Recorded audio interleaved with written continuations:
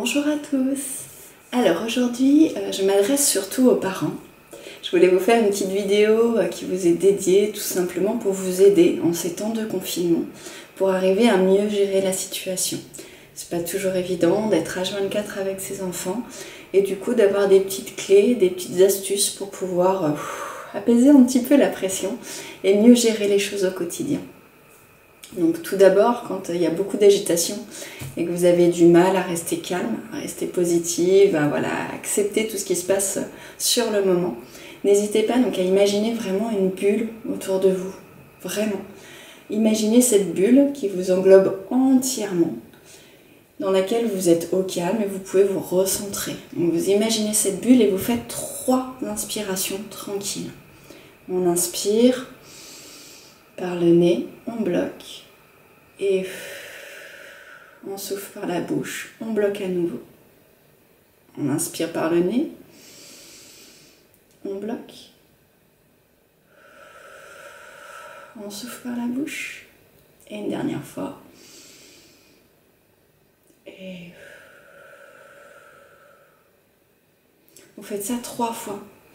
Le fait de respirer en conscience va vous permettre déjà d'apaiser tout doucement les choses. Donc vous pouvez faire ça simplement en respirant, vous pouvez également vous citer une phrase. J'inspire la paix et j'expire l'agitation. Ou j'inspire la paix et j'expire la colère. Voilà, vraiment adaptez-le par rapport à ce que vous sentez à ce moment-là. Essayez d'inspirer toujours quelque chose de positif. Ça peut être également j'inspire le positif et je souffle le négatif. Faites-le 3 fois et vous verrez que déjà les choses s'apaisent un petit peu. Ça c'est la première astuce. La respiration est vraiment très très importante. D'accord ? Ça va vous permettre de vous calmer, de vous recentrer en fait, de retrouver un petit peu de calme à l'intérieur de vous pour pouvoir mieux gérer l'agitation qu'il y a autour. Autre chose également que vous pouvez faire, c'est faire la méthode d'urgence. J'en ai déjà parlé dans une précédente vidéo. C'est-à-dire que vraiment quand vous êtes dans un état où l'émotion est très très forte, que ça monte de plus en plus, que ce soit une colère, une tristesse, une angoisse, une oppression, quelque chose qui est waouh, vous avez du mal à gérer. Donc là, sous la clavicule, à peu près à 2 cm, vous avez 2 petits creux. Voilà. Ce sont des points d'anxiété. Vous allez les tapoter de manière alternée, de manière assez rapide. Et vous allez tout simplement dire votre prénom. Donc pour moi, je m'appelle Stéphanie, je m'appelle Stéphanie, je m'appelle Stéphanie, je m'appelle Stéphanie, je m'appelle Stéphanie, je m'appelle Stéphanie. On peut le dire à voix haute, on peut le dire dans sa tête. Voilà, on se tapote, on se concentre là-dessus et vous verrez qu'au bout d'un moment, ça va relâcher. D'accord ? Donc ça, c'est vraiment quand l'émotion elle est très forte et qu'on a vraiment du mal à la gérer. Voilà. L'agitation autour de nous, nos enfants qui nous sollicitent tout le temps, on a l'impression que waouh, les choses augmentent en puissance. Donc ça va permettre de redescendre. Donc n'hésitez pas. La respiration et la méthode d'urgence.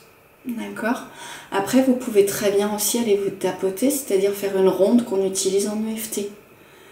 Je vous montre un exemple, d'accord ? Après, vous l'adapterez par rapport à vous, mais vraiment, ça peut vous aider aussi.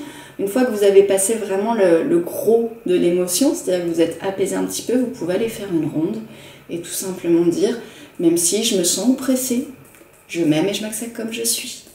Même si je me sens oppressée, parce que j'ai mes enfants autour de moi, il y a beaucoup de bruit, je m'aime et je m'accepte comme je suis.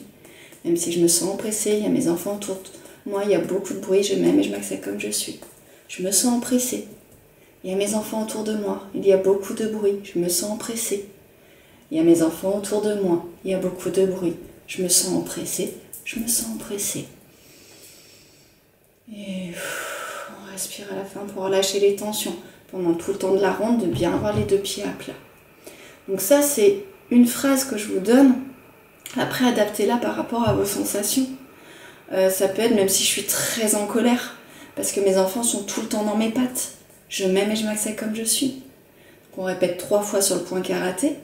Et ensuite, sur chaque point, je suis très en colère. J'ai tout le temps les enfants dans les pattes. Je suis très en colère, car mes enfants sont tout le temps dans mes pattes. Je suis très en colère, mes enfants sont tout le temps dans mes pattes. Je suis très en colère, mes enfants sont tout le temps dans mes pattes.